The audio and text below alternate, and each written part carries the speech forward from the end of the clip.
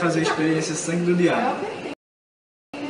Para isso, precisamos de um Erlenmeyer, um amoníaco, álcool e fenolftaleína.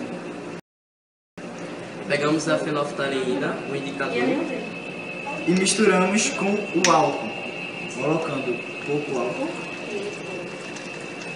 um pouquinho de fenolftaleína.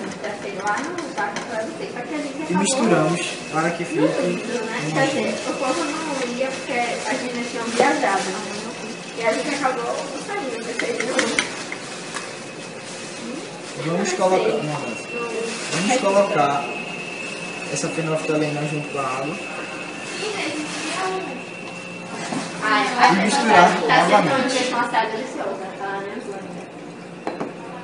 Após isso, Agora eu vou colocar a base, juntamente com a mistura da fenolftaleína com a água.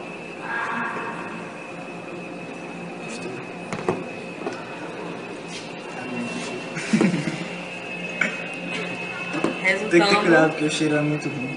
Resultando desse experimento, nesta cor.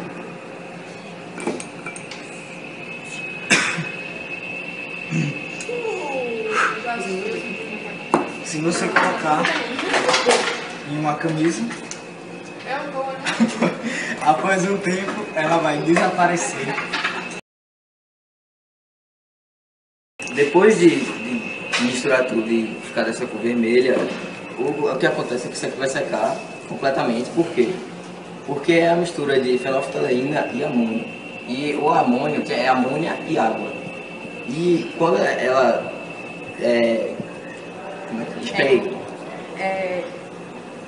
posta em uma superfície branca, o amônio evapora e só fica água e seca. E agora vamos acompanhar o processo do secamento do experimento numa camisa branca para comprovar que realmente desaparece. Fica parado. Não mexe.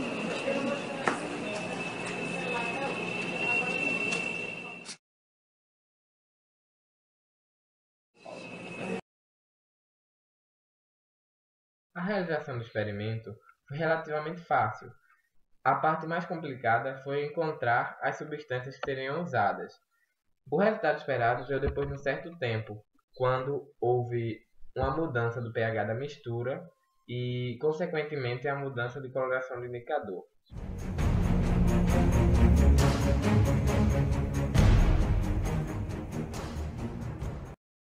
A experiência aborda os conteúdos de pH e mudança do estado da matéria de química.